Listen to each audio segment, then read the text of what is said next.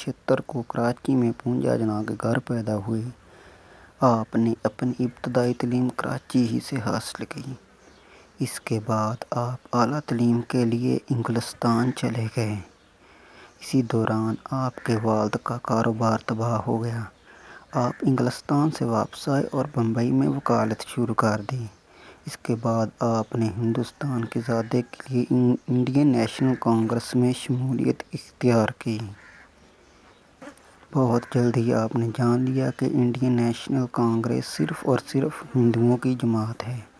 اس کے بعد آپ نے آل انڈیا مسلم لیگ میں شمولیت اختیار کی اور مسلمانوں کے لیے علیحدہ وطن پاکستان کا مطالبہ کیا۔ آخر کار 14 اگست 1947 کو مسلمانوں کا علیحدہ وطن پاکستان وجود میں آ گیا اور آپ اس کے پہلے گورنر جنرل بنے۔ تقریباً 1 سال پاکستان کی خدمت کے بعد آپ کے